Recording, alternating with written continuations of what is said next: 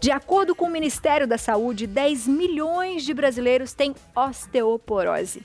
Dados da Federação Internacional da Osteoporose mostram que a doença provoca uma fratura a cada 3 segundos no mundo. 61% das fraturas causadas por osteoporose ocorrem em mulheres. Para falar sobre esse assunto, eu recebo aqui na nossa casa a geriatra, a doutora Marta Malui. Seja bem-vinda, doutora. Boa tarde, Abiane. Boa tudo bem? Boa tarde, tudo bem? Tudo bom, tudo bom. Doutora, quando a gente fala de osteoporose, todo mundo já pensa logo na fratura. Sim. Né? Mas o que ela é? A gente confunde um pouco com algumas doenças também, né? De artrite. Sim. O que é a osteoporose? Perfeito. Bom, a osteoporose é uma doença da microarquitetura do osso. Ou seja, a arquitetura daquele osso está mais frágil, certo? É um osso já não tão resistente, às vezes a pequenos impactos. Uhum. Então, isso é osteoporose. Diferente da osteoartrose ou osteoartrite, que são doenças que ocasionam degeneração da cartilagem articular, causam edema, dor, inflamação. A osteoporose não, é uma doença da arquitetura do osso, ou seja, aquele esqueleto não está com a sua arquitetura tão boa, né? A sua resistência está diminuída. Isso é osteoporose. Isso significa que, quando a gente sente, né? Por exemplo, será que é osteoporose que eu estou sentindo dor e não sei o quê? Não. Não isso é um osteoporose, exatamente. A osteoporose, então, é silencioso? Exatamente. A osteoporose, ela não tem sintomas clínicos, ou seja, eu tô com dor nos joelhos, eu tô com dor no quadril. Não, isso não é osteoporose. A osteoporose, ela vai doer, na verdade, se eu tiver a principal complicação dela, que é a fratura.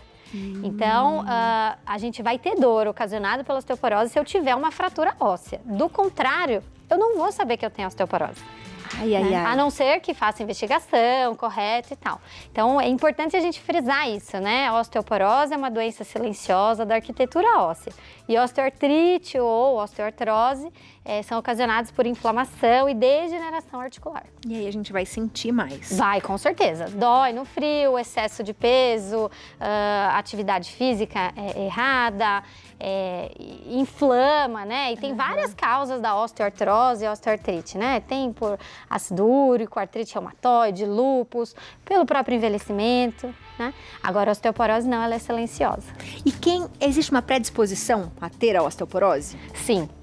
Os principais fatores de risco para osteoporose, então, são mulheres pós-menopausa, né, pela queda dos hormônios femininos, idosos em geral, pacientes que usam corticoides por tempo prolongado, pacientes com alguma doença reumatológica ou outra que precisa usar um corticoide contínuo por mais de 3 meses, tem fator de risco.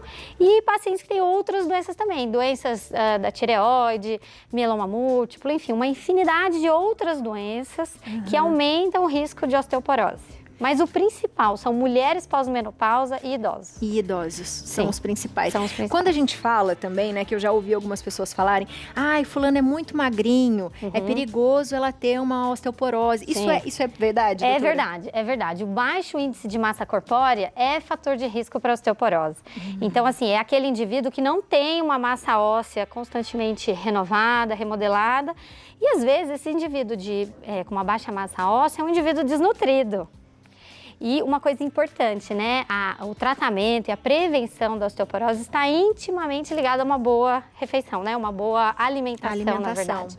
Tanto que, né, é comum alguns autores, né, falarem que a osteoporose, na verdade, é uma doença da juventude e as complicações que aparecem no idoso. Por quê? Os bons hábitos alimentares começam desde cedo, desde a fase da introdução alimentar ali do bebê de 6 meses de vida, né? E se perdura por toda a vida daquela pessoa. O pico de massa óssea, ou seja, o maior desenvolvimento da nossa massa óssea se dá ali entre os 20 e 30 anos de idade. Então, é nessa época que o indivíduo tem de estar ativo, fazendo atividade física, tendo uma boa alimentação, para ele envelhecer com uma boa arquitetura óssea, porque a gente envelhece, né, a cada dia. Então, o nosso tecido ósseo também vai envelhecendo. Então, se eu não tiver uma boa arquitetura óssea ali na velhice, com certeza eu vou ter mais chances de evoluir com osteoporose. Vamos para nossa cozinha, porque já que ela falou de alimentação, já vamos direto para lá, para a gente falar um pouquinho sobre isso. E uma das coisas que a gente fala muito, né, doutora, é sobre o cálcio. O cálcio, exatamente. Ele é fundamental para o tratamento e prevenção de osteoporose. Ele é um alimento, assim, ele é um nutriente importantíssimo. A deficiência dele é fator de risco para osteoporose. Fator de risco. E aí a gente fala do leite, né? A gente sempre lembra de cálcio em leite. Mas a doutora vai explicar vários outros alimentos pra gente aqui. Mas é importante a gente falar dessa coisa da alimentação mesmo. Você pode, se quiser, pode dar a volta aqui. Vou conhecer a cozinha. Conhecer a cozinha. Vamos lá. Vamos falar da alimentação. E aí, doutora? Sim. Olha, aqui a gente separou alimentos que são ricos em cálcio, né? Ou seja, eles contribuem para um bom aporte de cálcio na alimentação. O recomendado é entre 1.200 e 1.500 miligramas de cálcio por dia. É bastante. Se a gente for fazer um diário alimentar ali, acaba que às vezes a gente não come o suficiente de cálcio, né? Então, aqui são alimentos principais fontes de cálcio, né? Os vegetais verdes escuros, espinafre, brócolis. É comum, é fácil, é da nossa rotina. Exatamente. Aqui a gente tem os cogumelos, que está se tornando mais frequente, né? É uma excelente fonte de cálcio. Aqui tem a sardinha, que é o mais comum pra gente, que é uma boa fonte de cálcio, né? Não é do nosso hábito, do paladar brasileiro, o salmão tão frequente assim. A sardinha é uma ótima opção, né? Tomates e outros vegetais são ricos em cálcio, né? E aqui o principal, leite e derivados. Então a gente tem leite, tem iogurte, tem o queijo.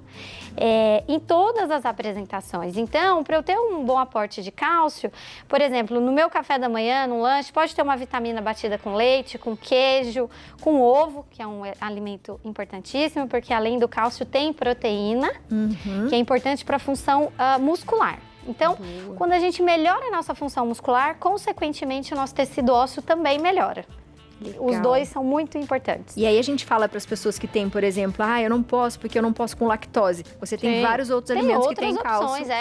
E até mesmo as opções hoje em dia sem lactose contêm cálcio. Então, a gente precisa desse aporte de cálcio. E o principal é a gente ter o aporte pela dieta e não por suplementos. Por suplementar. Né? É um cálcio de melhor absorção, menos efeito colateral, né? Traz muitos outros benefícios do que, às vezes, formulações prontas de cálcio, né? Que dá muito sintoma gastrointestinal, boca amarga, metálica, né? Então, isso é fácil. Isso aqui a gente tem. Então, isso aqui você já vai estar se alimentando bem. Exato. Ali tem um xizinho. O que é, doutora? São os maus hábitos, será? Sim, são, maus hábitos que são fatores de risco também para o desenvolvimento da osteoporose, fora o envelhecimento e as mudanças hormonais e possíveis doenças, né? Então, aqui a gente tem o álcool, que seria a cerveja, né? O abuso de álcool, além de todos os outros prejuízos, interfere na absorção de cálcio, aumenta as chances de osteoporose, sem contar no desequilíbrio e aumento do risco de quedas. Exato. Que é um dos grandes vilões da osteoporose, né? A gente trata a osteoporose com alimento, atividade física e medicação. E, claro, a gente tem que prevenir quedas, né? Que ocasionam possíveis fraturas. O café, né? A cafeína em excesso interfere na absorção do cálcio, no remodelamento ósseo. Então, o excesso não é bom. Não é bom. Aquele cafezinho da manhã, do dia a dia, não tem problema. O cigarro... Bom, cigarro, né? A gente tem que falar dele, ele não faz bem para nada e é fator de risco para osteoporose. E aqui tem o açúcar, que em excesso também é fator de risco. Além do que, esse conjunto todo aqui aumenta o risco de obesidade, né? Que é fator de risco para osteoporose. Sedentarismo, no geral. Então, assim, isso aqui a gente deve combater com certeza. O cigarro nem se fala, né? E o excesso de café, é muito comum no nosso dia a dia, né? Sim, mas sem o excesso. Sem o excesso. O habitual, aquele cafezinho, não vai fazer mal. E focar principalmente nos bons alimentos. Nos alimentos. Você falou de tratamento. Sim. O tratamento é demorado? A gente tem cura? Existe cura, doutora? Então, o tratamento é a longo prazo, né? A gente tem que ter uma boa alimentação, atividade física é fundamental. E o tratamento envolve fazer o diagnóstico. Então, a gente precisa fazer um exame. Um padrão ouro atualmente é a densitometria óssea, que nesse exame a gente avalia a microarquitetura óssea, se está deficitária ou não. Instituído o diagnóstico de osteoporose, o que a gente precisa saber? Se os níveis de cálcio estão normais no nosso sangue, os níveis de vitamina D, como é que estão, para a gente ajustar esses dois valores. E sim, existe medicação para osteoporose. A intenção do tratamento, o que é? Melhorar essa arquitetura óssea para eu não sofrer uma fratura. E principalmente fratura de baixo impacto. Então, é aquela fratura que às vezes a pessoa senta um pouco mais rapidamente assim no sofá. Um idoso, um indivíduo com osteoporose pode sofrer uma fratura de vértebra por conta disso, né? Então, sim, tem tratamento e é a longo prazo. E a gente está falando bastante de queda. A gente tem até algumas dicas aqui para nossa casa, né? Porque quando a gente tem uma pessoa em casa que tem, e às vezes é idoso, por exemplo, né? Que já precisa mais de uma certa atenção. Que a gente cai, às vezes, muito fácil também, né? Porque tá mais fraco. Aí tem algumas dicas aqui, ó, como a doutora falou, da cama, né? Legal, para sempre pra apoiar, com o pé no chão.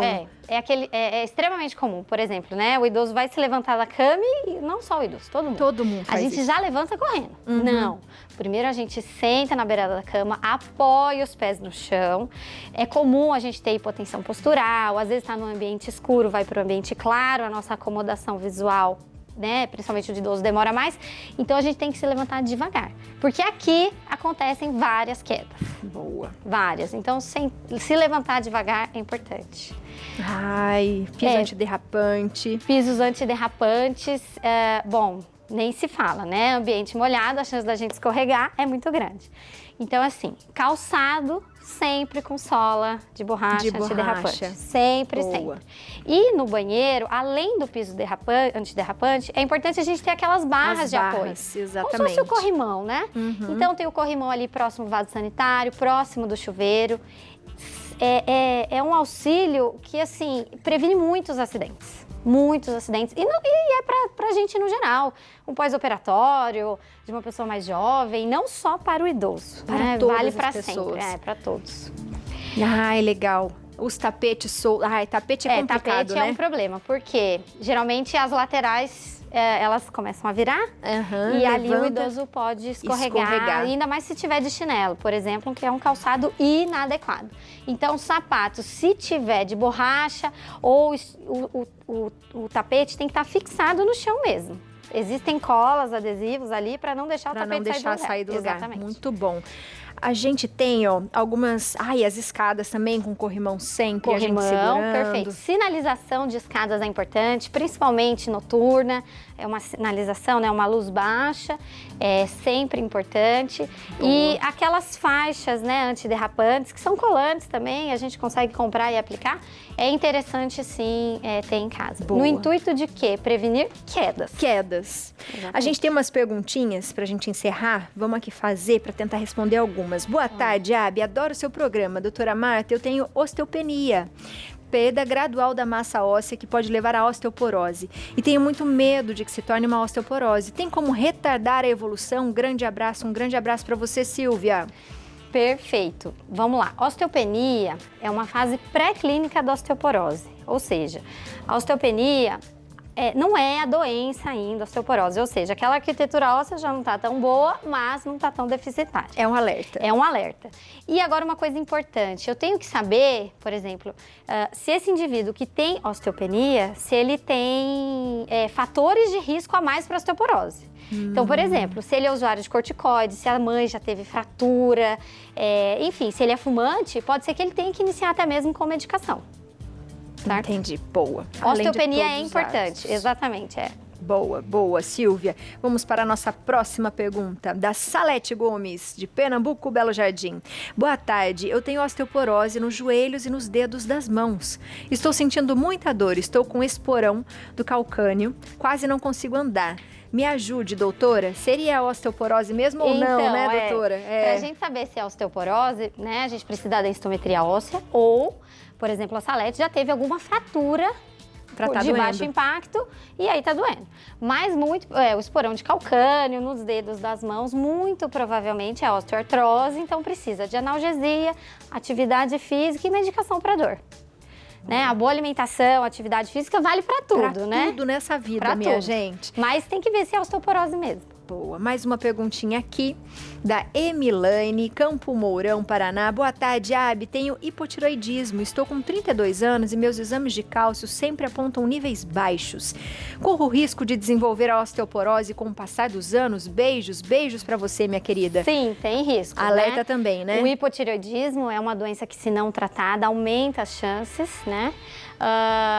Os níveis de cálcio sempre baixos, então assim, claro, ela tem 32 anos, é mulher nova, não está na menopausa, né? Agora, provavelmente, ela não está com osteoporose. Mas, desde já, como eu falei, o pico de massa óssea é 20, 30 anos de idade. Então, a gente começa a prevenir hoje. Para não ter complicação lá na velhice. Se previna, minha gente. E quando for fazer a densitometria, é bom sempre fazer no mesmo equipamento, né, doutora? Sim, é importantíssimo, né? A gente acompanha a evolução.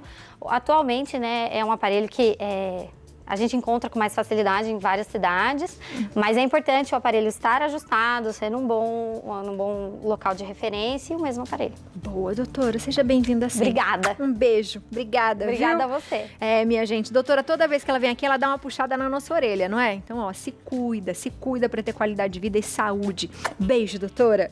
Aproveita, segue a doutora aqui na internet, ó, @maluisaúde, tudo junto, no Instagram, e o número do consultório é o 12 3125 7710, minha gente.